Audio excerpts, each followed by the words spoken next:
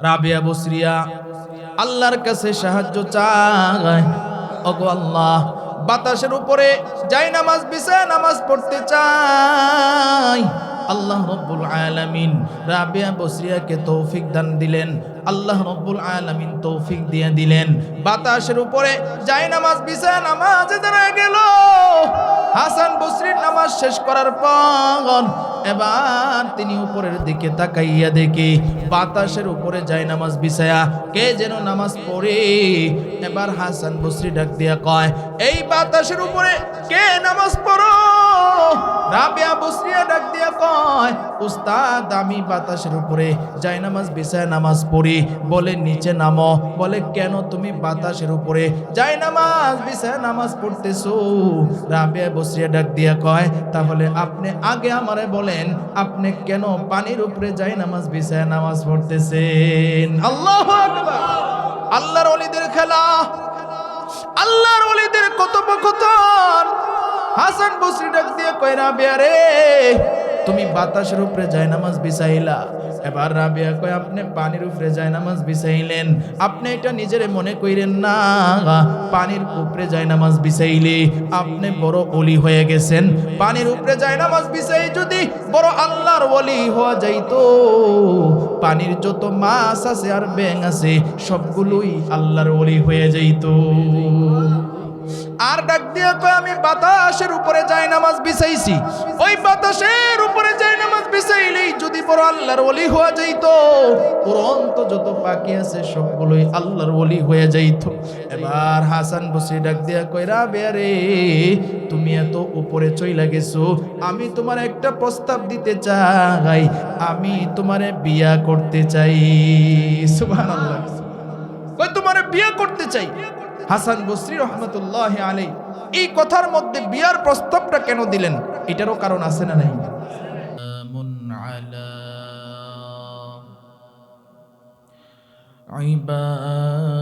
ইবাদিহিল্লাযীনা ইসতাফা আম্মা বা'দু ফাআউযু বিল্লাহি মিনাশ শাইতানির রাজীম। বিসমিল্লাহির রাহমানির রাহিম। ومن يطع الله ورسوله ويخشى الله ويتقه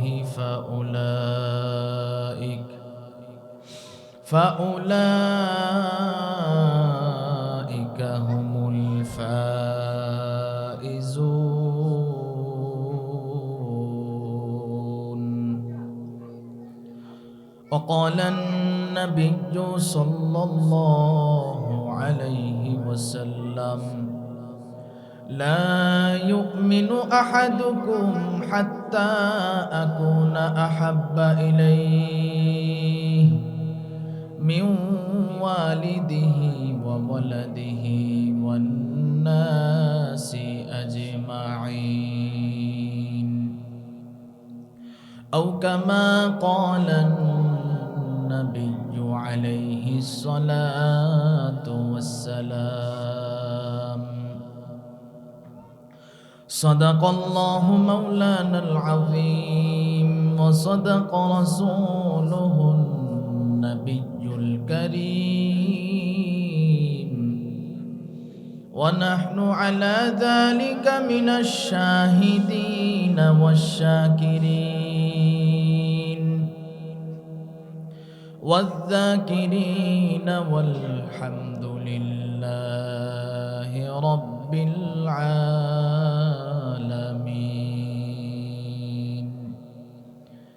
اللهم صل على سيدنا ونبينا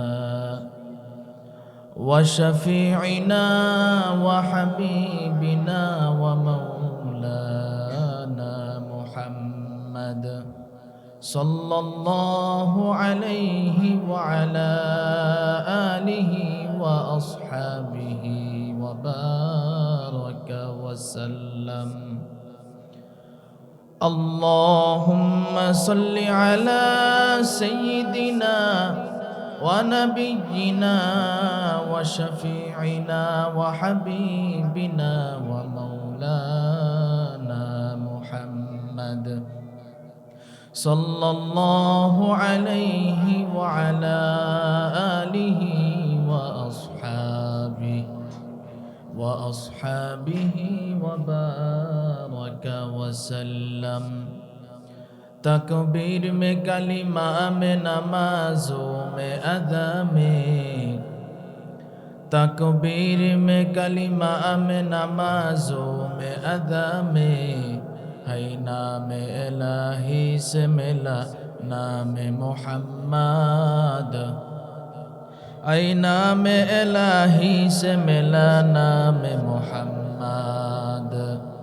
फरमाती है आदम के मुझे खुल्द तोरी में, फरमाती है आदम के मुझे खुल्द तोरी में, लेका हुआ तो बाप मिला नाम मोहम्मद, लेका हुआ तो बाप मिला नाम मोहम्मद. ऐ बंदे खुदा चाहोगा उनकी मुलाकात, ऐ बंदे खुदा चाहोगा उनकी मुलाकात. जल्दी से अब बैठे सुनो हजरत की नसीहत,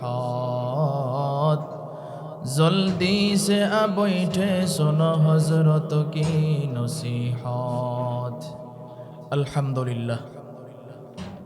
कलमारचर मदिनातुल उलूम माद्रासार उद्योगे आयोजित आज 6 डिसेम्बर 2025 रोज शनिवार অধ্যকার মাহফিলের সম্মানিত সভাপতি, প্রধান অতিথি, বিশেষ অতিথিবৃন্দ, মুআজ্জাজ মুকাররম জাতির মাতার মুকুট ওরাসাতুল আম্বিয়া হযরত উলামায়ে কেরাম, দূর দূরান্ত থেকে আগত আল্লাহ পাকের আশিকিন, জাকিরিন,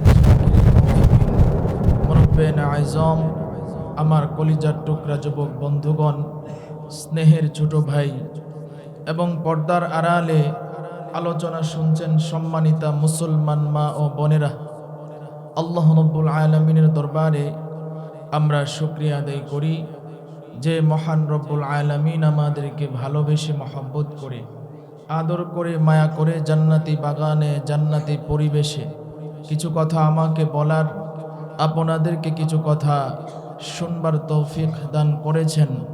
এজন্য সকলেই শুকরিয়া আদায় করি, বলি আলহামদুলিল্লাহ। শুকরিয়া আদায় করলে খুশি হন কে? আল্লাহ। আল্লাহ রাব্বুল আলামিনের বড় দয়া এবং মেহেরবানি। আজকে যদিও এই মজমাটা ছোট হয়, কিন্তু আল্লাহর কাছে এই মজমাটা অনেক দামি। কথা ঠিক কিনা বলেন? আমরা যেখানে বসে আছি এটা মাদ্রাসার ঘর। আমরা সকলেই জানি মাদ্রাসার ঘর এটা নবীর ঘর। এই ঘরের দাম অনেক বেশি। মাদ্রাসার তলেবুল ইলম, ছাত্ররা, ছাত্রীরা এখানে পড়াশোনা করেন, সব সময় এখানে আল্লাহ তাআলার রহমত নাজিল হইতে থাকে। জোরে আওয়াজ দিয়া বলেন সুবহান। তাহলে কি পরিমাণ দামি জায়গায় বসছি, জান্নাতি বাগান।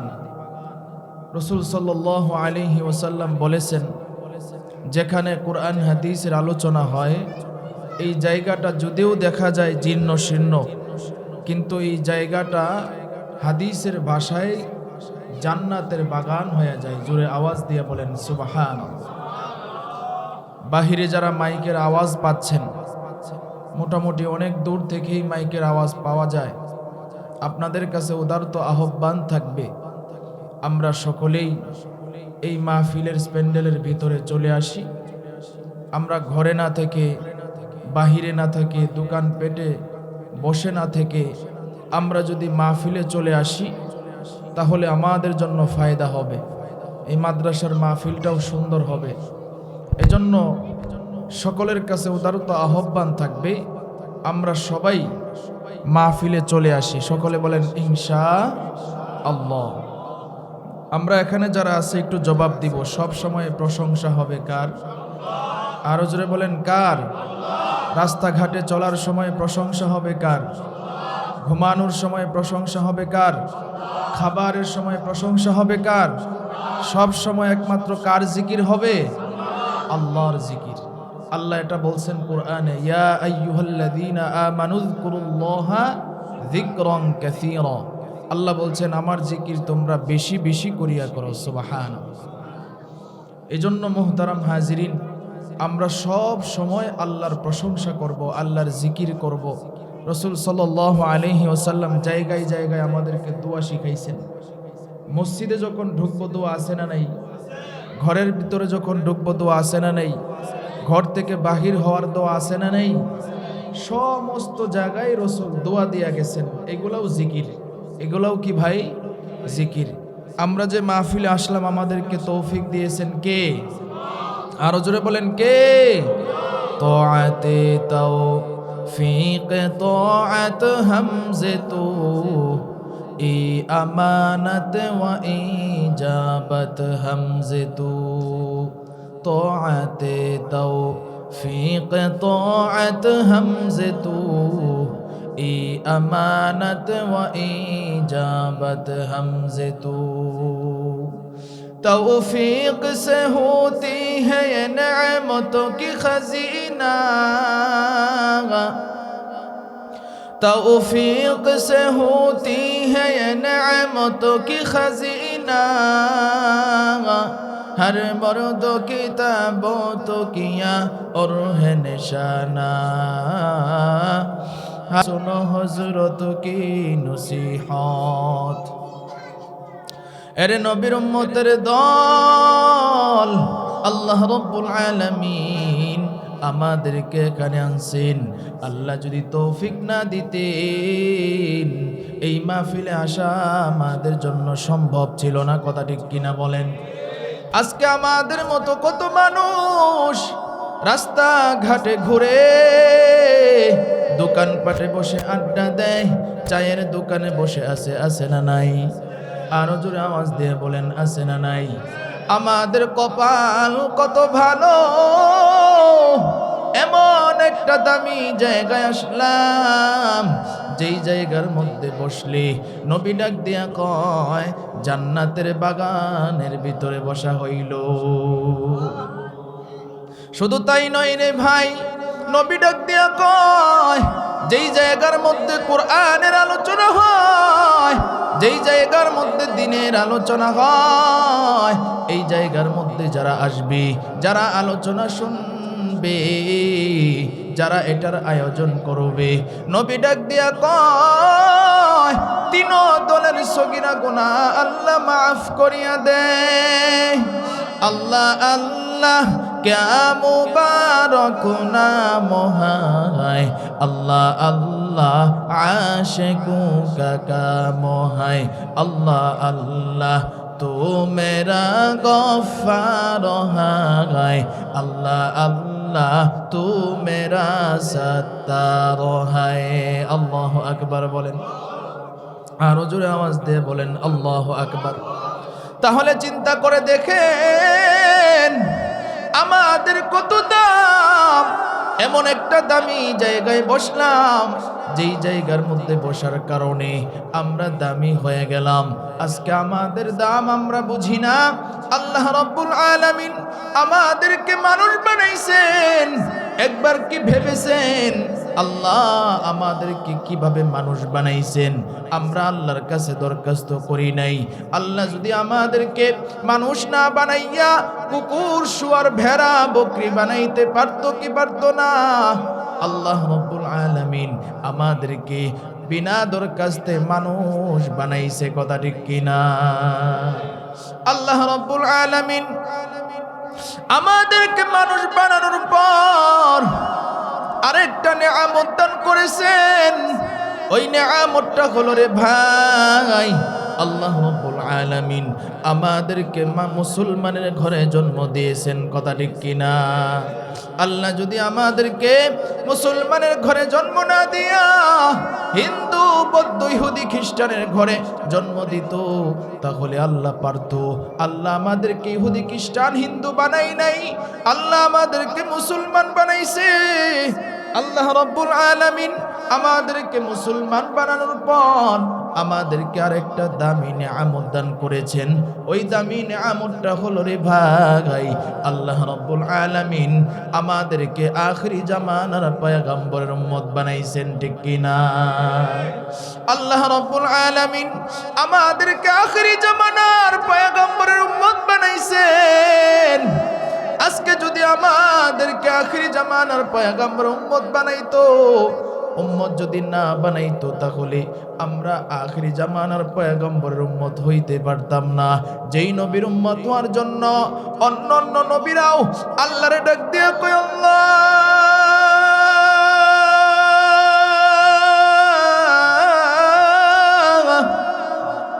আখিরি জামানার পয়গম্বরের উম্মত হতে চাই। পয়গম্বর মুসা আলাইহিস সালাতু ওয়াস সালাম আল্লাহর ডাক দিয়া কয়, আল্লাহ আখিরি জামানার পয়গম্বরের উম্মত হতে চাই। পয়গম্বর ঈসা আলাইহিস সালাতু ওয়াস সালাম আল্লাহর ডাক দিয়া কয়, আল্লাহ আখিরি জামানার পয়গম্বরের উম্মত হতে চাই। আল্লাহ ডাক দিয়া কয়, মুসা রে, আমি আল্লাহর লিস্টিতে আখিরি জামানার পয়গম্বরের উম্মত যারা হবে গো, তাদের লিস্টি ফিল আপ হয়ে গেছে। তাহলে চিন্তা করে দেখেন আমাদের কত দাম। আল্লাহ রাব্বুল আলামিন পয়গম্বর ঈসা আলাইহিস সালাতু ওয়াস সালামকে কিয়ামতের আগে আমাদের মাঝে পাঠাবেন। যখন ইমাম মাহদী আলাইহিস সালাতু ওয়াস সালাম আসবে, দাজ্জালও আসবে, আল্লাহ রাব্বুল আলামিন তখন পয়গম্বর ঈসা আলাইহিস সালাতু ওয়াস সালাম রে পাঠাবেন, নবী হিসাবে পাঠাবে না, আখিরি জামানার পয়গম্বরের উম্মত হিসাবে পাঠাবেন। তাহলে চিন্তা করে দেখেন আমাদের কত দাম। পয়গম্বর এমন নবী, নবী যখন রাস্তা দিয়ে হাঁটে গাছ গাছালি নয়া নবীর সালাম জানাই, সুবহানাল্লাহ। নবী যখন রাস্তা দিয়ে হাঁটে মেঘের খণ্ড আইসা নবীরে ছায়া দেয়। নবী একদিন রাস্তা দিয়ে হাঁটতেছেন, ক্লান্ত হয়ে গেছে শরীর। নবী খাদেম রে ডাক দিয়া কয়, হে খাদেম, আমার একটু ক্লান্ত লাগতেছে, আমি একটু ঘুমাইতে চাই। নবীজি রাস্তার পাশে একটু ঘুমাইলেন। খাদেম দাঁড়ায় অপেক্ষা করে নবীর ঘুম কখন ভাঙবে। খাদেম পাহারাদারি করে। এরপরে আল্লাহর কাছে একটা গাছ দরখাস্ত জানায়, ওগো আল্লাহ, নবী আমার পাশেই শুয়ে আছে, তবে নবী একটু দূরে আছে। ওগো আল্লাহ, আমি তোমার কাছে দরখাস্ত জানাই, নবীর একটু কাছাকাছি আমি দেখতে চাই। সুবহানাল্লাহ। গাছ আল্লাহর কাছে দরখাস্ত জানায়। আল্লাহ রাব্বুল আলামিনের কাছে গাছ যখন দরখাস্ত জানায়, আল্লাহ রাব্বুল আলামিন গাছের এই দরখাস্ত কবুল করলেন। আল্লাহ ডাক দিয়া কয়ে, গাছ যাও, আমার বন্ধুরে তুমি দেখতে চাইছো, যাও যাও। আল্লাহর কি কুদরত। গাছ এবার মাটির থেকে উপরে উঠা শুরু হয়। খাদেমে তাকাইয়া দেখে ব্যাপার কি, গাছ মাটির থেকে কেন উপরে উঠে? এবার খাদেমে দেখে গাছ উড়ে উড়ে নবীর কাছাকাছি চলে আসছে। জোরে বলেন সুবহানাল্লাহ। গাছ নবীর কাছাকাছি চলে আইছে।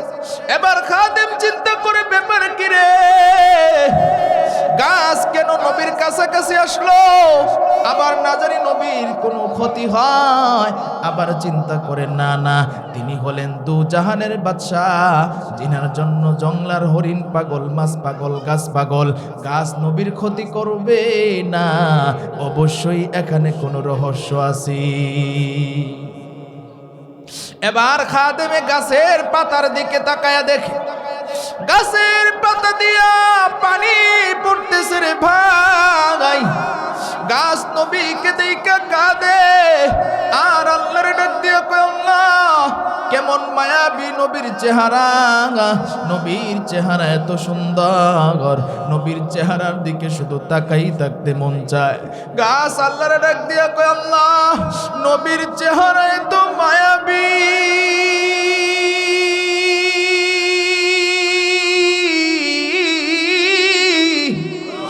নবীরে শুধু দেখতেই মন চায়। যেই নবীর জন্য গাছ পাগল, আজকে বিনা দরখাস্তে আল্লাহ সেই নবীর উম্মত আমাদেরকে বানাইছে, কথা ঠিক কিনা? শুধু গাছ পাগল তাই না, নবী যখন হিজরতে যায়, আবু বকর হিজরতের সাথী, হেরার গুহার ভিতরে নবী ঢুকলেন। আবু বকরকে ডাক দিয়া কয়, আবু বকর আমার শরীরটা বড় ক্লান্ত, আমার একটু ঘুমাইতে মন চায়। আবু বকর ডাক দিয়া কয়, পয়গম্বর আপনি আমার রানের উপরে ঘুমান, আপনার কোনো পেরেশানি নাই, আপনার পাহারাদারি আমি আবু বকর দিব। আল্লাহু আকবার কোন, আমি আপনার পাহারাদারি করব গো পয়গম্বর, আপনার কোনো টেনশন নাই। আবু বকরের রানটা দিলেন নবীজিকে বালিশ বানাইয়া। আবু বকরের রানের উপরে নবীজি মাথাটা রেখে এবার ঘুমায়া গেলেন। আবু বকর তাকায়া দেখলেন গুহার ভিতরে গর্ত দেখা যায়, বিষাক্ত সাপের গর্ত। যেই গর্তগুলোর ভিতরে বিষাক্ত সাপ থাকতে পারে, পোকা মাকড় থাকতে পারে। আবু বকরের গলার মধ্যে একটা চাদর ঝুলানো ছিল। সিরাত ইবনে হিশাম এই কিতাবের মধ্যে লেখে 1000 বছর আগে থেকে এই গর্তের মধ্যে ছিল একটা বিষাক্ত সাপ। সাপের আবদার হইল নবী একদিন এই গুহার ভিতরে আসবে আর নবীর মায়াবী চেহারাটা আমি দেখব। আল্লাহু আকবার, কেমন পাগল সাপ! 1000 বছর আগে থেকে গর্তের মধ্যে অপেক্ষমান। এবার সাপ নবীর গ্রাণ পেয়ে গেছে, মিশকে আম্বরের গ্রাণ। নবী যেই গুহার মধ্যে অবস্থান করতেছে, সাপের ভিতরে আনন্দ শুরু হয়েছে। সাপ এবার নিচের থেকে উপরে ওঠা শুরু হয়েছে, আনন্দ। এবার উপরে ওইটা দেখে গর্তের মুখের মধ্যে কে জানি চাদর দিয়া বন্ধ করে রাখছি। গর্তের মুখের মধ্যে কে জানি বন্ধ করে রাখছে কাপড় দিয়া। সাপ উপরে উঠতে পারে না।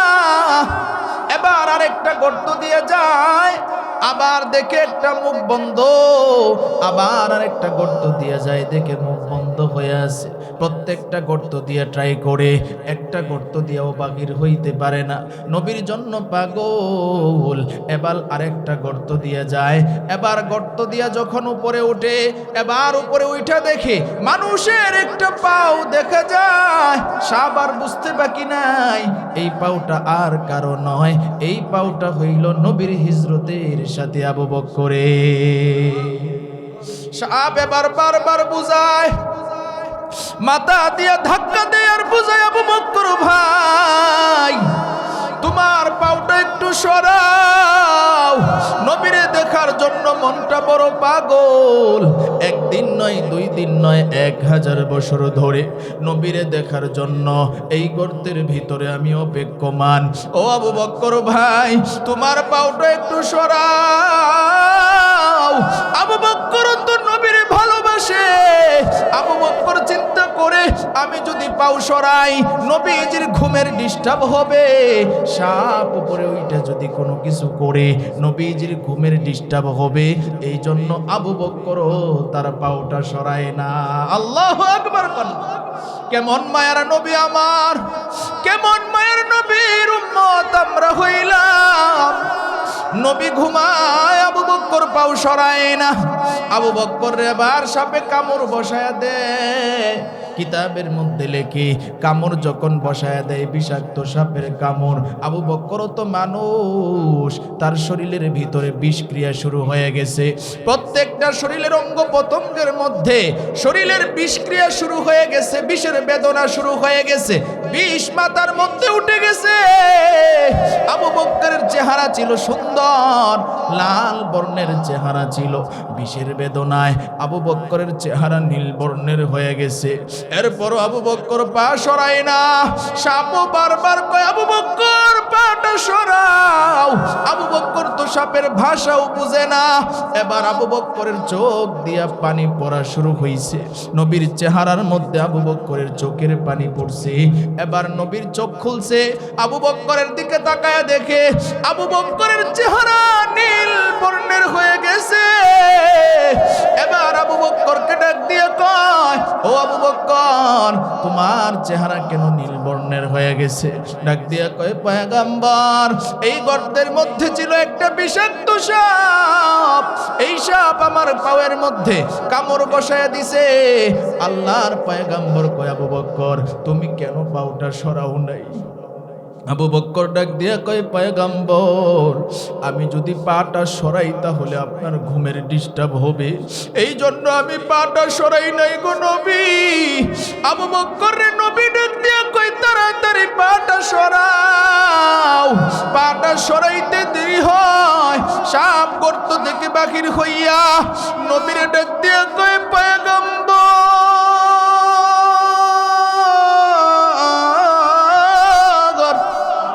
আমার আপনি মাফ করিয়া দেন, আমার ভুল হয়ে গেছে। আমি আবু বকরের পায়ের মধ্যে কামড় বসায়া দিয়েছি আপনার চেহারা দেখার জন্য গো পয়গম্বর। আবু বকরকে বারবার বলতেছিলাম, এরপরও আবু বকর পা সরাই না। ওগো পয়গম্বর, আমারে আপনি মাফ করিয়া দেন। আল্লাহর পয়গম্বর বিসমিল্লাহ বলে সূরা ফাতিহা পড়ে আবু বকরের পায়ের যেই জায়গার মধ্যে সাপ কামড় বসাইছে, এই জায়গার মধ্যে আবু বকরের পায়ে লালা মোবারক নবীজির লাগাইতে দেরি হয়। আবু বকরের বিষের বেদনা ভালো হইতে দেরি হয় না। ইমামুল আউয়ালিন আল আখিরিন বহরে সদকা রাহমাতাল লিল আলামিন। ইমামুল আউয়ালিন আল আখিরিন নূরে আলম রাহমাতাল লিল আলামিন মুহাম্মদ আরবি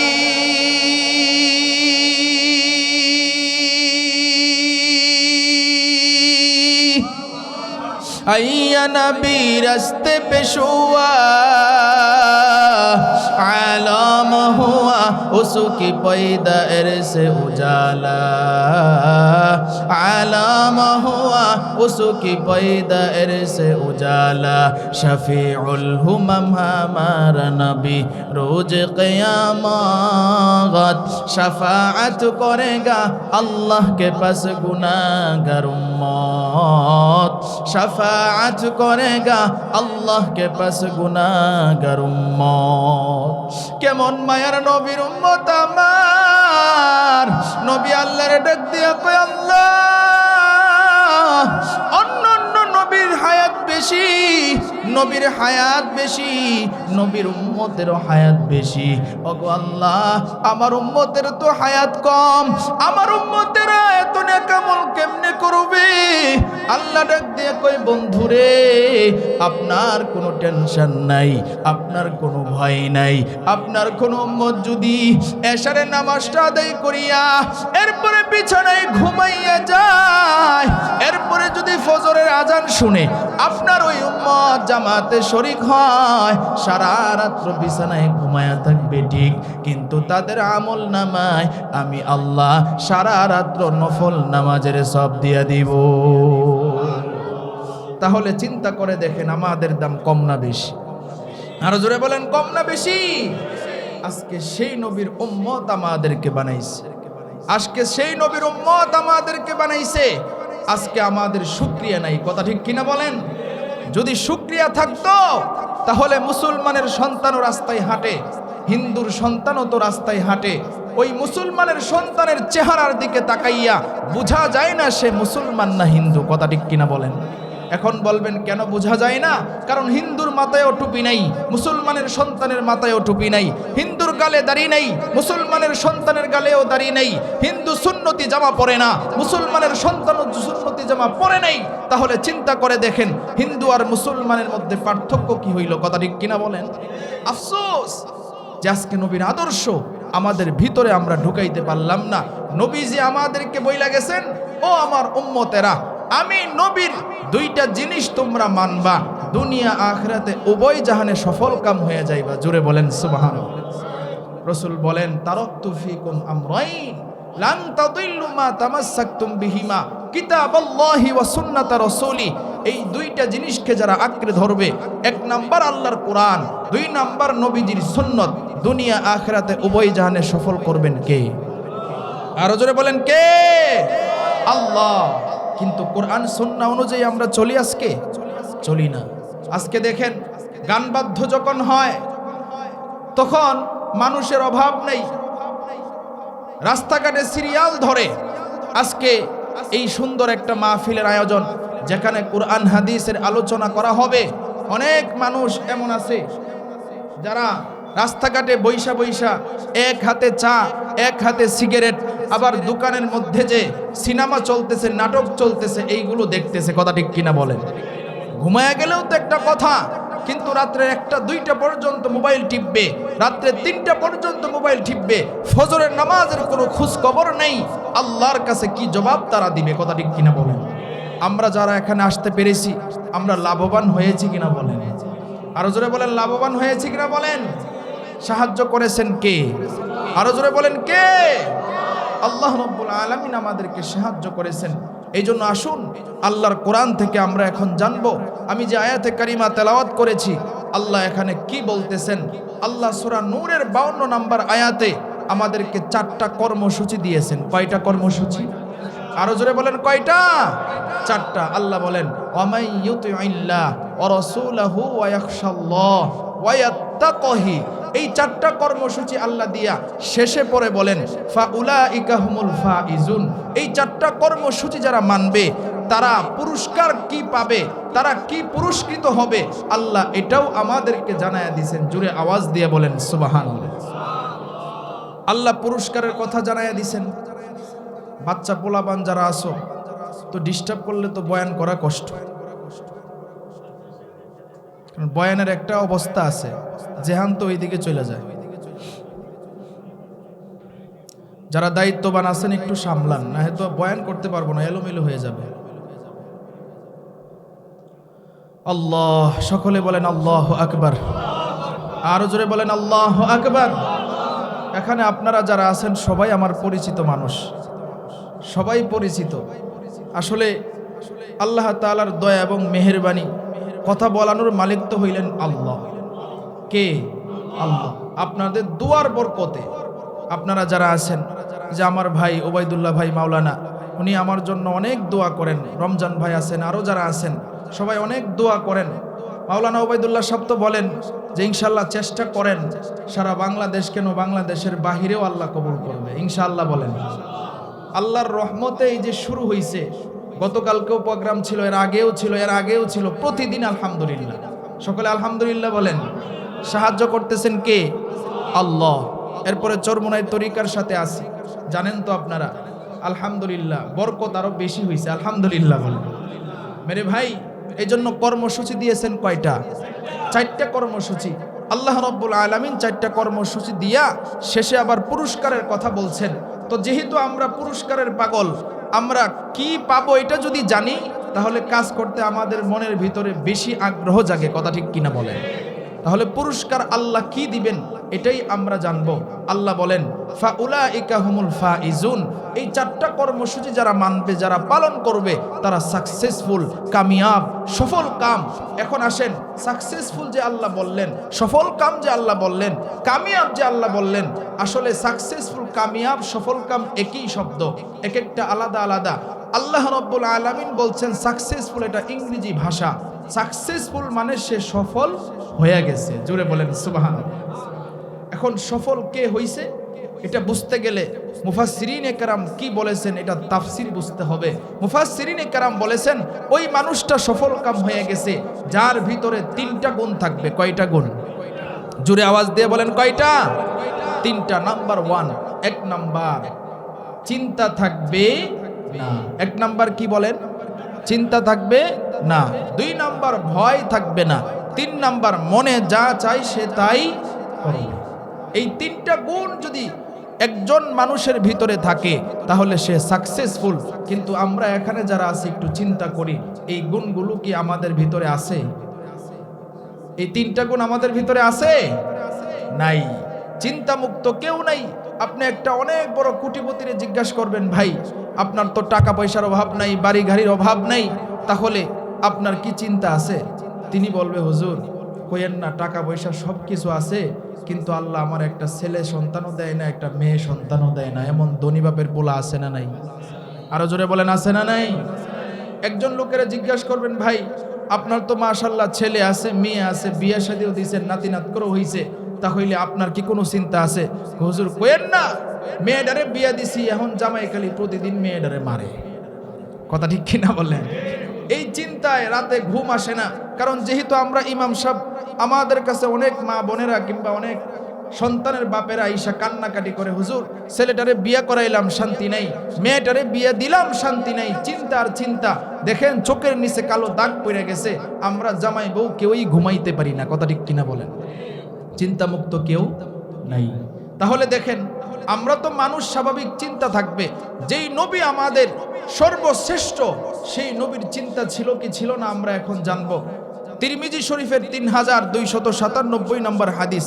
এক রিওয়ায়াতে হযরত আনাস রাদিয়াল্লাহু তাআলা আনহু বলছেন, আরেক রিওয়ায়াতে হযরত আবু বকর সিদ্দিক রাদিয়াল্লাহু তাআলা আনহু নবীকে জিজ্ঞাসা করতেছেন, ওগো পয়গম্বর, হাল সিত্তা ইয়া রাসূলুল্লাহ, আপনার মাথার 20টা চুল পেকে গেছে, কোন টেনশনে, কোন পেরেশানিতে, কোন চিন্তায় আপনার মাথার চুল পেকে গেল? নবী ডাক দিয়া কয়, আবু বকর, আল্লাহ কোরআনে একটা সূরা নাজিল করছে, যেই সূরার নাম হচ্ছে সূরাতুল হুদ। এই সূরা হুদের চিন্তায় আমি রাসূলের মাথার চুল পেকে গেছে। সুবহানাল্লাহ। ডাক দিয়া কয়, আবু বকর, আল্লাহ কোরআনে আরেকটা সূরা নাজিল করছে, যেই সূরার নাম হচ্ছে সূরাতুন নাবা। এই সূরা নাবার চিন্তায় আমি রাসূলের মাথার চুল পেকে গেছে। আল্লাহর পয়গম্বরকে আবু বকর যখন জিজ্ঞাসা করে, পয়গম্বর আরো বলেন। নবী ডাক দেয়া কয়, আবু বকর, আল্লাহ কোরআনে আরেকটা সূরা নাজিল করছে, যেই সূরার নাম হচ্ছে সূরাতুল মুরসালাত। এই সূরা মুরসালাতের চিন্তায় আমি রাসূলের মাথার চুল পেকে গেছে। সুবহানাল্লাহ। ডাক দেয়া কয়, আল্লাহ কোরআনে আরেকটা সূরা নাজিল করছে, যেই সূরার নাম হচ্ছে সূরাতুশ শামস। এই সূরা শামসের চিন্তায় আমি রাসূলের মাথার চুল পেকে গেছে। সুবহানাল্লাহ। তাহলে চিন্তা করে দেখেন, রাসূলের চিন্তা ছিল কি ছিল না বলেন? রাসূলের যদি চিন্তা থাকে, আপনার আমার কি অবস্থা? এখন দেখি যারা আল্লাহর ওলি ছিলেন তাদের ভিতরে চিন্তা আছে না নাই? যেহেতু আমরা আল্লাহর ওলিদেরকে মহব্বত করি, ভালোবাসি, ওলিদের মধ্যে একজন বড় আলেম এবং বুজুর্গ, যিনার নাম হচ্ছে হযরত হাসান বসরি রহমাতুল্লাহি আলাইহি। তিনি একদিন পানির উপরে জায়নামাজ বিছায় নামাজে দাঁড়াইছে। সুবহানাল্লাহ। পানির উপরে জায়নামাজ বিছানো সহজ না কঠিন? আপনারা মনে হয় প্রতিদিনই নামাজ পড়েন পানির উপরে। পানির উপরে জায়নামাজ। তিনার একজন ছাত্রী ছিল রাবিয়া বসরিয়া। তিনি এটা দেখছে, এই আমার উস্তাদ পানির উপরে জায়নামাজ বিছাইছে। চিন্তা করলো, সাধারণ মানুষ যারা, তারা তো বুঝবে না পানির উপরে জায়নামাজ বিছানো মানে অনেক বড় কিছু। সাধারণ মানুষ গিয়া সেজদা দিবে, শিরিক করবে। হাসান বসরির ছাত্রী রাবিয়া বসরিয়া এবার আল্লাহর কাছে কয়, আল্লাহ আমি তোমার কাছে একটু সাহায্য চাই। কারণ সাহায্য এই জন্য চাই, মানুষ যেন শিরিক করতে না পারে, মানুষ যেন বুঝে, এই জন্য তোমার কাছে সাহায্য চাই। আমারে তুমি বাতাসের উপরে জায়নামাজ বিছায়া নামাজ পড়ার তৌফিক দান করো। জোরে আওয়াজ দিয়ে বলেন সুবহানাল্লাহ। এইগুলো হলো আল্লাহর ওলিদের কেরামতি। আল্লাহু আকবার বলেন। নবীদের ছিল মুআজিজা, আর আল্লাহর ওলি যারা, যারা বিশেষ কিছু বিষয় যাদের সামনে আসে, ঘটে, এইগুলাকে বলে কেরামতি। জোরে আওয়াজ দিয়ে বলেন সুবহানাল্লাহ। রাবিয়া বসরিয়া আল্লাহর কাছে সাহায্য চায়, ওগো আল্লাহ, বাতাসের উপরে জায়নামাজ বিছায় নামাজ পড়তে চাই। আল্লাহ রব্বুল আলামিন রাবিয়া বসরিয়াকে তৌফিক দান দিলেন। আল্লাহ রব্বুল আলামিন তৌফিক দিয়ে দিলেন। বাতাসের উপরে জায়নামাজ বিছায় নামাজে দাঁড়ায় গেল। হাসান বসরির নামাজ শেষ করার পর এবার তিনি উপরের দিকে তাকাইয়া দেখে বাতাসের উপরে জায়নামাজ বিছায়া কে যেন নামাজ পড়ে। এবার হাসান বসরি ডাক দিয়া কয়, এই বাতাসের উপরে কে নামাজ পড়ো? রাবিয়া বসরিয়া ডাক দিয়া কয়, উস্তাদ আমি বাতাসের উপরে জায়নামাজ বিছায় নামাজ পড়ি। বলে নিচে নামো। বলে কেন তুমি বাতাসের উপরে জায়নামাজ বিছায় নামাজ পড়তেছো? রাবিয়া বসরিয়া ডাক দিয়া কয়, তাহলে আপনি আগে আমারে বলেন আপনি কেন পানির উপরে জায়নামাজ বিছায় নামাজ পড়তেছেন? আল্লাহু আকবার। আল্লাহর ওলিদের খেলা, আল্লাহর ওলিদের কথোপকথন। হাসান বসরি ডাক দিয়ে কয়, রাবিয়া রে তুমি বাতাসের উপরে জায়নামাজ বিছাইলা। এবার রাবিয়া কয়, আপনি পানির উপরে জায়নামাজ বিছাইলেন, আপনি এটা নিজেরে মনে কইরেন না পানির উপরে জায়নামাজ বিছাইলে আপনি বড় ওলি হয়ে গেছেন। পানির উপরে জায়নামাজ বিছাই যদি বড় আল্লাহর ওলি হওয়া যাইতো, পানির যত মাছ আছে আর ব্যাঙ আছে সবগুলোই আল্লাহর ওলি হয়ে যাইতো। আর ডাক দিয়ে কয়, আমি বাতাসের উপরে জায়নামাজ বিছাইছি, ওই বাতাসের উপরে জায়নামাজ বিছাইলেই যদি বড় আল্লাহর ওলি হওয়া যাইতো, পুরন্ত যত পাখি আছে সবগুলোই আল্লাহর ওলি হয়ে যাইতো। এবার হাসান বসরি ডাক দিয়ে কয়, রাবিয়া রে তুমি এত উপরে চইলা গেছো, আমি তোমার একটা প্রস্তাব দিতে চাই, আমি তোমারে বিয়া করতে চাই। সুবহানাল্লাহ। কই তোমারে বিয়া করতে চাই। হাসান বসরি রহমতুল্লাহ আলাইহি এই কথার মধ্যে বিয়ার প্রস্তাবটা কেন দিলেন এটারও কারণ আছে না নাই? আরো জোরে বলেন, আছে না নাই? এইটারও কারণ আছে, কারণ রসুলের হাদিস। রসুল বলছেন হাসরের ময়দানে অনেক মা বোনেরা, এটা মহিলা মাদ্রাসার মাহফিল আর কলমার চরের বিশেষ করে মা বোনেরা, আমি কোনো জায়গায় ওয়াজে আসলে মা বোনেরা একটু বেশি হয়, কথা ঠিক কিনা বল? কারণ আমার ওয়াজ অনেক জায়গায় শুই না, মা বোনেরা মাশাআল্লাহ অনেক মহব্বত করে ভালোবাসে, যুবকরাও বৃদ্ধ বাবাজিরাও অনেক মহব্বত করে। তো মা বোনেরা ভালো করে শুনবেন, আমরা সামনে যারা আছি ভালো করে শুনবো। রাবিয়া বসরিয়ারে কেন বিয়ার প্রস্তাব দিলেন এটার কারণ আছে না নাই? কারণ আছে। রসুল হাদিসের মধ্যে বলছেন যে হাসরের ময়দানে স্বামী আর স্ত্রী দুজন যখন জান্নাতের টিকিট পাইবেন, আলহামদুলিল্লাহ দুজন জান্নাতে একসাথে থাকবেন, কিন্তু স্বামী বদকার স্ত্রী হইল নেককার। এখন কি হবে? আল্লাহ স্ত্রীকে জান্নাতের টিকিট দিবেন। স্ত্রী এবার দেখবে আল্লাহ রাব্বুল আলামিন তাকে জান্নাতের টিকিট দিয়া বলবে, এই সামনের দিকে তাকাও, দেখো তোমার জন্য জান্নাতের দরওয়াজা খোলা। স্ত্রী এবার ডানে বামে তাকায় দেখবে জুড়ায় জুড়ায় জান্নাতে যায়, স্বামী আর স্ত্রী জান্নাতে যায়। এবার ওই মহিলা আল্লাহর ডাক কম করে নাই, তোমার স্বামী তো জাহান্নামের টিকিট পাইছে, জাহান্নামে আমি আল্লাহ নাম লিখে দিছি। এবার মহিলা ডাক দিয়ে বলবে, আল্লাহ তোমার টিকিটটা তুমি ফেরত নিয়ে যাও। সুবহানাল্লাহ কইতেন। এই কথা বলার সাহস কি সবার আছে? যার সাথে যেমন মহব্বত, মনে করেন বাংলাদেশের বড় বড় ওলামায়ে কেরাম যারা, আমাদের চরমনের হুজুরের কথাই বলি, চরমনের হুজুরের সাথে যে কেউ কি সব কথা বলতে পারবে? কিন্তু ওনার সাথে যাদের সম্পর্ক আছে বলতে পারবে কি পারবে না? তো আল্লাহর সাথে যার সম্পর্ক, যেমন পয়গম্বর মুসা আলাইহিস সালাতু ওয়াস সালাম আল্লাহর সাথে কি পরিমাণ কথা বলছে, অন্য কোন নবী এভাবে কথা বলতে পারে নাই। সুবহানাল্লাহ। আল্লাহর ডাক দিয়ে কয়, আল্লাহ তোমার টিকিট তুমি ফেরত নিয়ে যাও। আল্লাহ বলবে, বান্দিরে আমি আল্লাহ দেই, আমি আল্লাহ নেই না। সুবহানাল্লাহ। এবার মহিলা সুযোগ পাইছে, ডাক দিয়া কয়, আল্লাহ তুমি না গফুরুর রহিম, আল্লাহ তুমি না রহমানুর রহিম, আল্লাহ তোমার থেকে ক্ষমাশীল, তোমার থেকে দয়াবান আর কেউ নাই। আল্লাহ তুমি যদি দেও তাহলে তোমার কাছে আমার একটা আবদার, আমার ডানে বামে জোড়ায় জোড়ায় জান্নাতে যায়, আমার স্বামীরও একটু মাফ কইরা আমার সাথে জান্নাতে দিয়ে দাও। চিৎকার দিয়ে বলেন আল্লাহু আকবার। এবার আল্লাহ ডাক দিয়া কই, বান্দিরে তোর সুপারিশ আমি আল্লাহ কবুল করলাম, যা আমি আল্লাহ তোর স্বামীরে জাহান্নাম থেকে নামটা কাটায়া আমি আল্লাহ তোর সাথে জান্নাতের টিকিট দিয়ে দিলাম। আল্লাহু আকবার। তাহলে আপনারা এখানে যারা আছেন বুঝছেন যে স্ত্রীর সুপারিশে জান্নাতে গেল কে? মাশাআল্লাহ, স্ত্রীর সুপারিশে জান্নাতি হইল কে? স্বামী। তো হাসান বসরি যে বিয়ার প্রস্তাব দিছে এটার কারণ হইল যে রাবিয়া বসরিয়া তো আল্লাহওয়ালা, রাবিয়া বসরিয়া তো আল্লাহওয়ালা, সে অনেক উপরে চলে গেছে। কারণ বাতাসের উপরে যায় নামাজ বিছায় নামাজ পড়া এটা খামখেলি কথা না, কথা ঠিক কিনা বলেন? এত উপরে চলে গেছে রাবিয়া। তারে যদি আমি বিয়ে করতে পারি, আল্লাহ ওয়ালা যারা, তাদের চিন্তা ভাবনা এটা যে আমি আল্লাহর কাছ থেকে কিভাবে পার পাবো, কিভাবে জান্নাত পাবো, আল্লাহর ভয় তাদের ভিতরে সর্বক্ষণিক থাকে।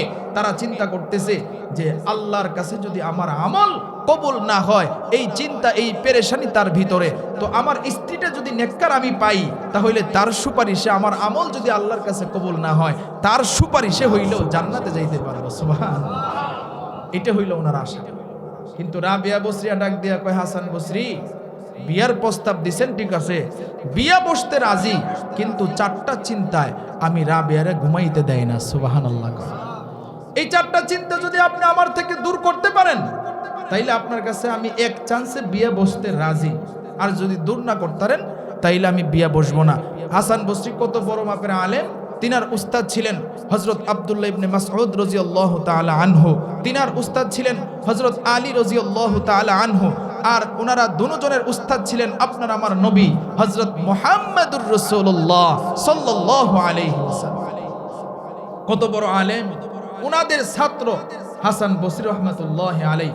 আরেকটা কথা আসছে, হাসান বসরির যে মা ছিলেন, হাসান বসরির মা ছিলেন আমাদের আল্লাহর পয়গম্বরের একজন স্ত্রী ছিলেন, যার নাম হচ্ছে উম্মে সালমা রাদিয়াল্লাহু তাআলা আনহা। ওনার খাদেমা ছিলেন, ওনার বান্দি ছিলেন। হাসান বসরির মা যখন কাজ করতেন, সন্তান যখন কান্না করত, হাসান বসরি তখন ছোট, তখন আম্মা জানের কোলে দিতেন, আম্মা জান আপনি একটু আমার বাচ্চাটারে কোলে নেন। তো বাচ্চারা দেখবেন অনেক সময় পেটে খিদা লাগলে কিংবা একটু সমস্যা হইলে বাচ্চা কান্নাকারি শুরু করে, কথা ঠিক কিনা বলেন? তখন ছোট বাচ্চারে কান্না থামানোর কয়েকটা মেডিসিন আছে, এর মধ্যে একটা মেডিসিন হইল বাচ্চারে যখন দুধ খাওয়ানো হয় তখন কান্না থেমে যায়, কথা ঠিক কিনা বলেন? এখন উম্মে সালমা রাদিয়াল্লাহু তাআলা আনহা আম্মা জান, তিনি কি করতেন, হাসান বসরি কান্না করা যখন শুরু করত, তিনার স্তনে মুখ ধরতেন। আল্লাহর কুদরত কিতাবের মধ্যে লেখে যে সাথে সাথে দুধের জোয়ার বয়ে যাইত। সুবহানাল্লাহ। তাইলে আম্মা জানে দুধ খাইছে, তাহলে কত বড় একটা বরকত পেয়েছেন। এত বড় আলেম, তিনি রাবিয়া বসরিয়ারে প্রস্তাব দিছে। আর রাবিয়া বসরিয়া তিনি কে? তিনি ছিল একজন বান্দি, মানুষের বাড়িতে কাজ করত, আবার বিধবা, কয়েকটা বিয়াও হইছে, সন্তানও আছে, আবার দেখতে সুন্দর না, কালো, ঠুটমুটা, চোখ বড় বড়, বেশি একটা সুন্দর না। এরপরেও রাবিয়ারে হাসান বসরি প্রস্তাব দিছে, এর কারণ হইল তিনি ছিল নেককার। জোরে আওয়াজ দিয়ে বলেন সুবহানাল্লাহ। কিন্তু শর্ত দিছে কয়টা? বিয়া বসতে রাজি, চারটা চিন্তা আমারে ঘুমাইতে দেয়। হাসান বসরি ডাক দিয়া কয়, রাবিয়া রে, তোমার চিন্তাগুলি আমার একটু বলো। নাম্বার 1, 1 নাম্বার চিন্তা। রাবিয়া বসরিয়া ডাক দিয়া কয়, ও হাসান বসরি গো, আমার 1 নাম্বার চিন্তা, আমি ঈমান আমল নিয়া কবরে যাইতে পারবো কিনা গো, এই চিন্তায় আমি রাবিয়া ঘুমাইতে পারি না। 1 নাম্বার চিন্তা, আমার ঈমান আমল নিয়ে কবরে যাইতে পারবো কিনা গো, এই চিন্তায় আমি ঘুমাইতে পারি না। এই চিন্তাটা তুমি যদি দূর করতে পারো, তাহলে আমি তোমার কাছে বিয়ে বসবো। এবার হাসান বসরি ডাক দিয়া কয়, রাবিয়া রে, তোমার চিন্তা আমি কিভাবে দূর করব গো, এই চিন্তাই তো আমি হাসান বসরিও ঘুমাইতে পারি না। এবার ডাক দিয়া কয়, তাহলে 2 নাম্বার চিন্তার কথা বলো, দেখি তোমার 2 নাম্বার চিন্তাটা দূর করতে পারি কিনা গো। এবার রাবিয়া বসরিয়া ডাক দিয়া কয়, ও হাসান বসরি, আমার 2য় নাম্বার চিন্তা কইল, আমি যখন কবরে যাব, তখন কবরের মধ্যে 3টা প্রশ্ন করবে, 3টা প্রশ্নের উত্তর আমি রাবিয়া দিতে পারবো কিনা গো, এই চিন্তায় আমি ঘুমাইতে পারি না। আপনি যদি আমার এই 3টা চিন্তা দূর করতে পারেন, 3টা প্রশ্নের চিন্তা দূর করতে পারেন, তাহলে আমি আপনার কাছে বিয়ে বইতে রাজি। এবার হাসান বসরি ডাক দিয়া কয়, রাবিয়া রে, এই চিন্তাই তো আমি হাসান বসরিও ঘুমাইতে পারি না। সংক্ষেপ করি, এবার হাসান বসরি যখন এই কথা বলল, তোমার 3 নাম্বার চিন্তার কথা বলো। এবার হাসান বসরি রাবিয়া বসরিয়া ডাক দিয়া কয়, কোরআনের আয়াত শোনায়া দেয়, ফারিকুম ফিল জান্নাতি ওয়া ফারিকুম ফিস সাঈর। আল্লাহ রাব্বুল আলামিন কোরআনের মধ্যে জানায়া দিয়েছেন, হাসরের ময়দানে দুইটা দল থাকবে। ওই জায়গার মধ্যে বাংলাদেশে যেমন বিভিন্ন দল আছে, দলের অভাব নাই, এরকম দল থাকবে না। দুইটা দল থাকবে, একটা দল হবে জান্নাতি, আর একটা দল হবে জাহান্নামী। ও হাসান বসরি গো, আমি রাবিয়া বসরি জান্নাতি দলের সাথে থাকবো নাকি জাহান্নামী দলের সাথে থাকবো, এই চিন্তায় আমার ঘুম আসে না। এবার রাবিয়া বসরি আরে হাসান বসরি ডাক দিয়া কয়, ও রাবিয়া বসরি আরে, এই চিন্তাই তো আমি হাসান বসরিরও ঘুম আসে না।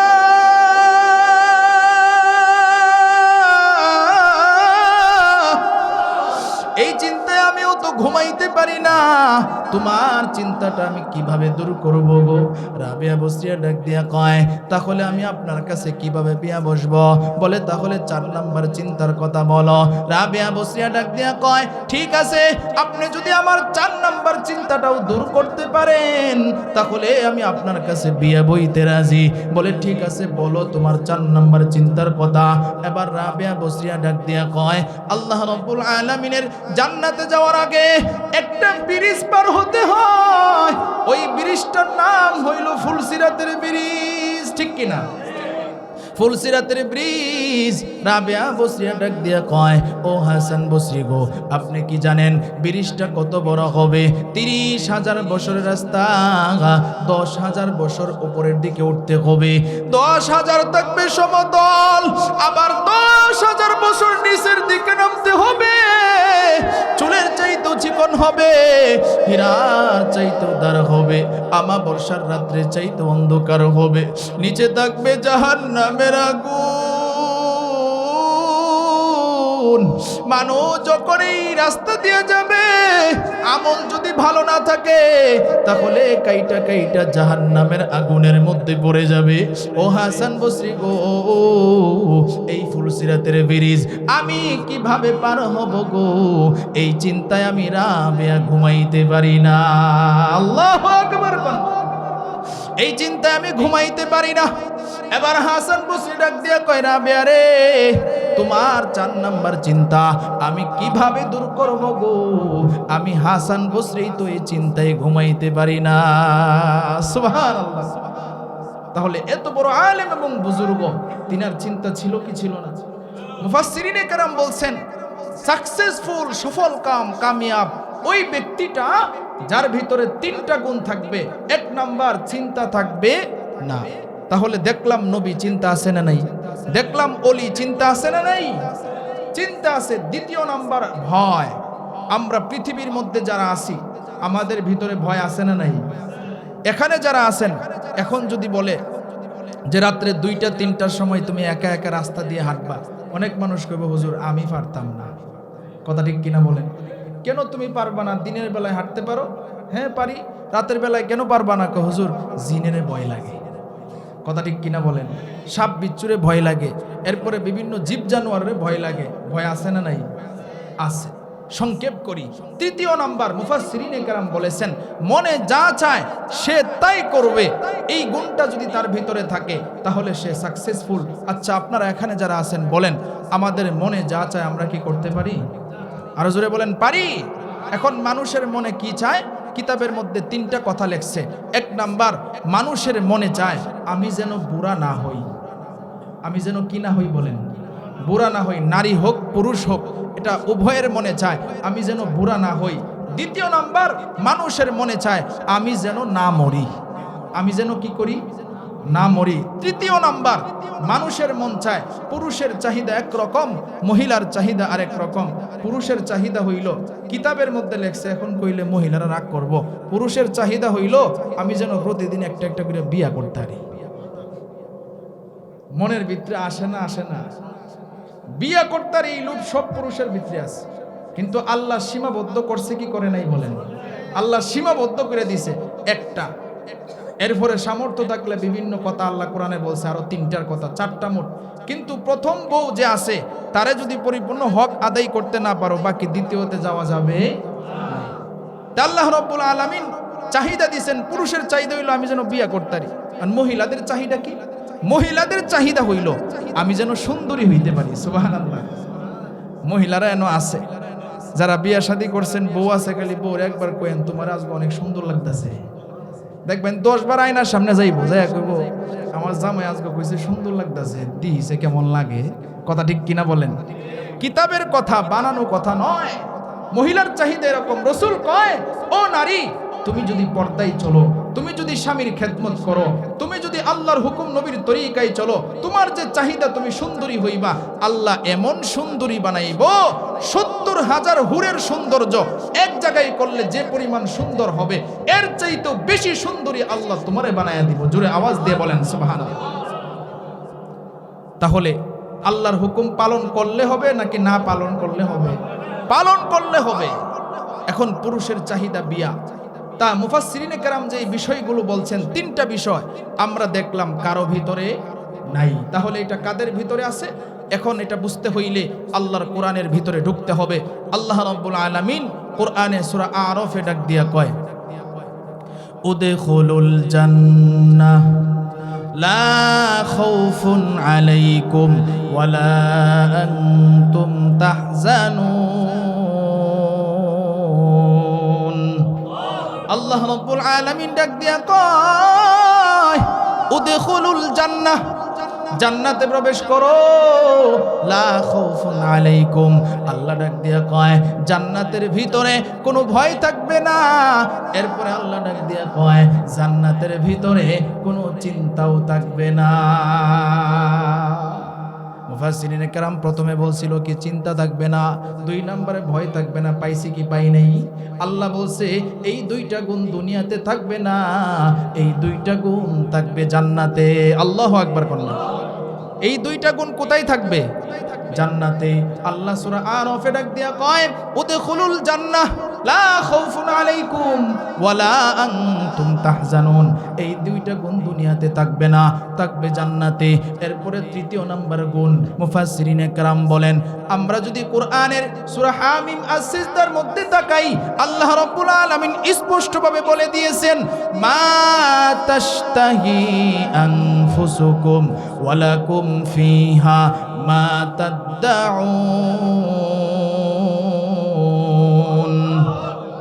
আল্লাহ রাব্বুল আলামিন বলেন, জান্নাতের ভিতরে যখন বান্দা তুমি ঢুকবা, তোমার মনে যা চায় তুমি তাই করতে পারবা। জান্নাতের ভিতরে কি করতে পারবা? আমাদের মনে চায় আমরা যেন বুড়া না হই। আল্লাহ রাব্বুল আলামিন নবীর মাধ্যমে জানায় দেয়, আমি বুড়া মানুষ জান্নাতে নিব না। সুবহানাল্লাহ।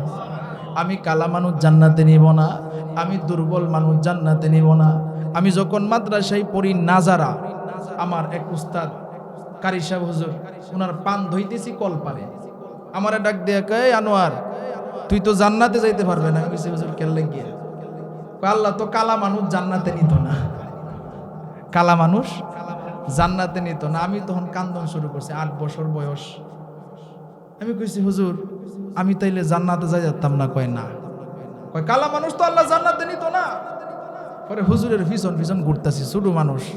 সুবহানাল্লাহ। কইতে বয়স কম, বুঝি না, কিন্তু বয়ান শুনছি জান্নাতে গেলে তো সুখ শান্তি, এগুলা তো আর জানতাম না। এখন তো পয়রা জানছি কি নাজ নিয়ামত দেওয়া হবে। আল্লাহু আকবার, কি নাজ নিয়ামত দেওয়া হবে।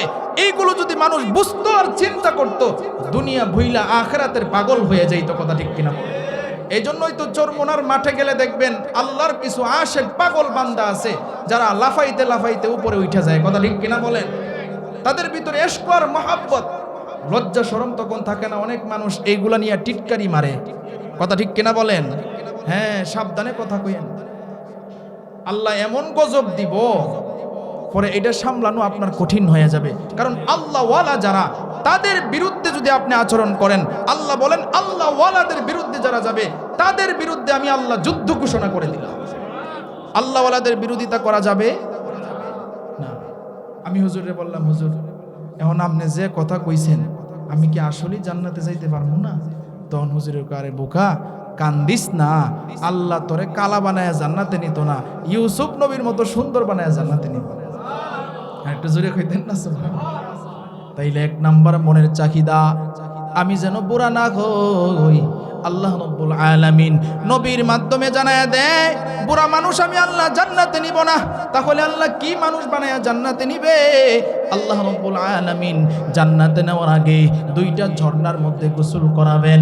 একটা ঝর্ণার মধ্যে গোসল করায়া জান্নাতের উপযুক্ত বানাইবেন, আর একটা ঝর্ণার মধ্যে গোসল করায়া আল্লাহ রাব্বুল আলামিন কয়েকটা নিয়ামত দান করবেন। এর মধ্যে 5টা নিয়ামত। 1 নাম্বার নিয়ামত হইল আল্লাহ রাব্বুল আলামিন পুরুষদেরকে 33 বছরের যুবক বানায়া দিবেন। তাহলে চিন্তা করেন, 33 বছরের যুবক যে আল্লাহ বানাইবেন, কিতাবের মধ্যে লিখেছে 33 বছরের আর একটু কমবেও না বাড়বেও না। সুবহানাল্লাহ, 33 বছরেই থাকবে। আল্লাহু আকবার। তার মানে জান্নাতে গেলে মানুষ আর কখনো বুড়া হবে না, যুবক থাকবে। আল্লাহু আকবার কন্যা। তাইলে দ্বিতীয় নাম্বার, মানুষ মরতে চায় না। আল্লাহ রাব্বুল আলামিন জান্নাতে ঢুকানোর পরে আর দ্বিতীয়বার কখনো মরণ হবে না। এরপরে তৃতীয় নাম্বারে, যারা যুবক আমরা আছি পুরুষ, আমাদের চাহিদা হইল বিয়া। আল্লাহ রাব্বুল আলামিন জানায়, বান্দারে জান্নাতে যে যাররা পরিমাণ ঈমান নিয়ে ঢুকবে, আমি আল্লাহ কমপক্ষে তাদেরকে 70,000 হুর দান করব। 70,000 বিবি দিব। এখন মহিলা যারা আছে, অনেক মহিলা আমাদেরকে প্রশ্ন করে, তাইলে হুজুর আমার জামাইয়ের সাথে কি আমি জান্নাতে থাকতে পারবো না? হ্যাঁ, এই 70,000 হুরের সর্দারিনী হবে। দুনিয়াতে যে স্ত্রী ছিল, সঙ্গিনী ছিল, তিনি জোরে আওয়াজ দিয়ে বলেন সুবহানাল্লাহ। আর এই 70,000 হুরের যে সৌন্দর্য, এর সৌন্দর্য একসাথে করলে যে সুন্দর হবে, আল্লাহ দুনিয়ার স্ত্রীর চেহারার মধ্যে, শরীরের মধ্যে এই সৌন্দর্য ঢুকাইয়া দিবে। আল্লাহ। তাইলে জান্নাতের ভিতরে মনে যা চাই সব করতে পারবো কি পারবো না বলেন? আল্লাহ বলেন, মা তাশতাহি আনফুসুকুম ওয়ালাকুম ফিহা মা তাদউন। এটা দুনিয়াতে হবে না। আমি আল্লাহ যে সাকসেসফুল করব এই 4টা কর্মসূচি মানলে, এটা হইল আখেরাতে। দুনিয়াতে 4টা কর্মসূচি মানবা আর এটার ফল পাইবা জান্নাতে। জোরে আওয়াজ দিয়ে বলেন সুবহানাল্লাহ। এখন জান্নাতের ভিতরে আর কি কি নাজ নিয়ামত দেওয়া হবে? একটা যুবককে 33 বছরের যুবক তো বানাবে, ঠিক আছে। আল্লাহ রাব্বুল আলামিন দ্বিতীয় নিয়ামত দান করবেন। পয়গম্বর ইউসুফ আলাইহিস সালাতু ওয়াস সালাম যেমন সুন্দর, আল্লাহ রাব্বুল আলামিন প্রত্যেকটা পুরুষকে পয়গম্বর ইউসুফ আলাইহিস সালাতু ওয়াস সালামের মতো সুন্দর বানায়া দিবেন। এরপরে আল্লাহ নিয়ামত দান করবেন, আদম আলাইহিস সালাতু ওয়াস সালামের বডি দিয়া দিবেন। এরপরে আল্লাহ নিয়ামত দান করবেন, আপনার আমার নবীর আখলাকার চরিত্র যেটা ছিল, এটা প্রত্যেকটা জান্নাতের ভিতরে ঢুকায়া দিবেন। তাহলে চিন্তা করে দেখেন, জান্নাতের ভিতরে যখন যুবকরা ঘুরতে যাবে, কিতাবের মধ্যে লেখে যুবক দেখবে একটা বড় আপেল, যেই আপেলটা দুনিয়ার আপেলের মতো ছোট না, জান্নাতে একটা আপেল হবে 12 মণ ওজনের। সুবহানাল্লাহ। কয় মণ? 12 মণ ওজনের আপেল। এত বড় আপেল হঠাৎ করে কোনো মানুষ যদি দেখে হার্ট ফিল করবে, এত বড় আপেল কোথা থেকে আসলো? এই জন্যই আল্লাহ 2টা ঝর্ণার মধ্যে গোসল করায়া আগে জান্নাতের ভিতরে ঢুকানোর উপযুক্ত বানাইবেন, যেন আপেল দেখে হার্ট ফিল না হয়। আপেলের ভিতরে কি আছে এটা দেখলে তারও বড় হার্ট ফিল হয়ে যাবে। আল্লাহ রাব্বুল আলামিনের এত বিশাল আপেল দেখা ওই যুবকটা মনের অজান্তেই বলে ফেলবেন সুবহানাল্লাহ। মনের অজান্তেই বলে ফেলবে সুবহানাল্লাহ। আল্লাহ তাআলার পবিত্রতা দেখা, আল্লাহর সৃষ্টি দেখা সুবহানাল্লাহ বইলা চিৎকার দিবে। আল্লাহ কয়, বান্দারে সুবহানাল্লাহ বইলা চিৎকার দিস না। এখন দেখবে আপেলের ভিতরে কি আছে। আপেলটা তখন ফাটা শুরু হয়ে যাবে। আপেলের ভিতরে তাকায়া দেখবে 16 বছরের একটা যুবতী ঘুমটা দিয়ে বসে আছে। আবারও যুবকটা চিৎকার দিবে সুবহানাল্লাহ। যুবকটা চিৎকার মারবে, আল্লাহ বলবেন চিৎকার দিস না। এই আপেলের ভিতরে আমি আল্লাহ 16 বছরের যুবতী আমি যে বসায় রাখছি, এটা আর কারো জন্যে না রে, এটা তোর জন্যে আমি আল্লাহ বসায় রাখছি। তাহলে চিন্তা করে দেখেন, দুনিয়ার মধ্যে যদি আমরা এই কর্মসূচিগুলা পালন করি, এটার ফল ভোগ করব জান্নাতে। কত শান্তি। যুবকরা ঘুরতে যাবে, দেখবে ছবি টানানো, অনেক সুন্দর সুন্দর চেহারার ছবি। আল্লাহর কাছে শুধু মনে মনে আশা করবে, আল্লাহ এই চেহারাগুলি যদি আমার হয়ে যাইত, সাথে সাথে ওই ছবির চেহারা নিজের চেহারার ভিতরে ফিটিং হয়ে যাবে। আল্লাহু আকবার কন্যা। এত সুন্দর নাজ নিয়ামত আল্লাহ রাব্বুল আলামিন চারটা কর্মসূচি পালন করলে দিবেন। আল্লাহ বলেন ওয়া মান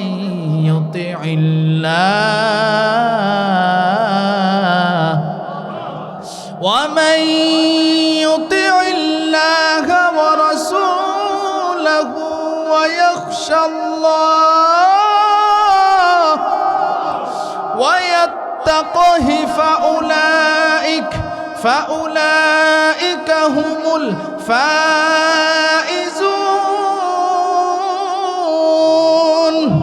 আল্লাহ রাব্বুল আলামিন বলেন এই চারটা কর্মসূচি যারা পালন করবে, এক নাম্বার কথা হইল আল্লাহ তাদেরকে জান্নাতি বানায় দিবে। তাহলে এই চারটা কর্মসূচি কি? এক নাম্বার আল্লাহ বলেন অমাইয়ুতিল্লাহ, আমি আল্লাহকে মানতে হবে, আমি আল্লাহর বিধান মানতে হবে। জোরে চিৎকার দিয়ে বলেন সুবহানাল্লাহ। কাকে মানতে হবে? কাকে? আরো জোরে বলেন কাকে? আল্লাহকে মানতে হবে। শুধু মানলেই চলবে না, আল্লাহর বিধানও মানতে হবে। এক নাম্বার কর্মসূচি। কষ্ট হইতেছে আপনাদের? শেষ করে ফেলবো। দুই নাম্বার কর্মসূচি ওয়া রাসূলুহু।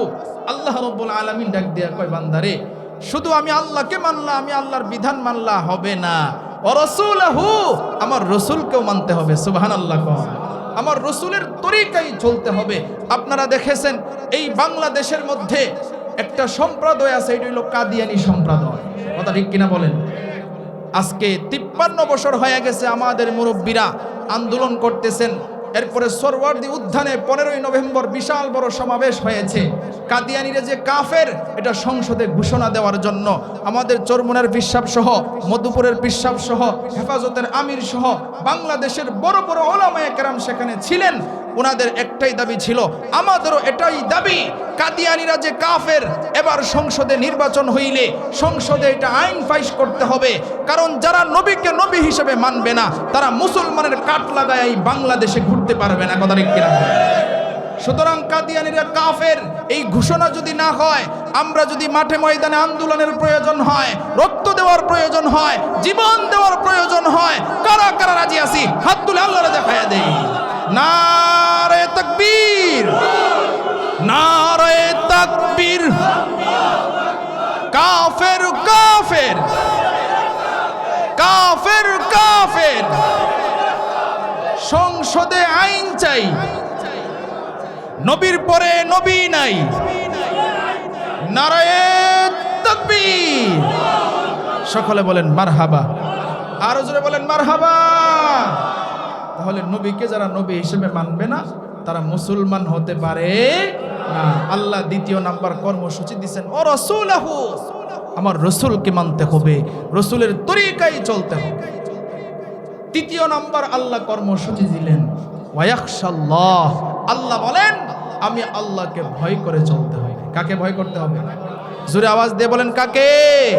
আল্লাহকে ভয় করতে হবে। 4 নাম্বার কর্মসূচি ওয়া ইয়াত্তাকিহি। আল্লাহ রাব্বুল আলামিন বলেন আমি আল্লাহর আযাব যেটা হবে, শাস্তি যেটা হবে, এটার থেকে নিজেরে বাঁচায় রাখতে হবে। এই 4টা কর্মসূচি যারা পালন করবে, আল্লাহ ডাক দিয়া কয় ফাউলাইকা হুমুল ফাইজুন।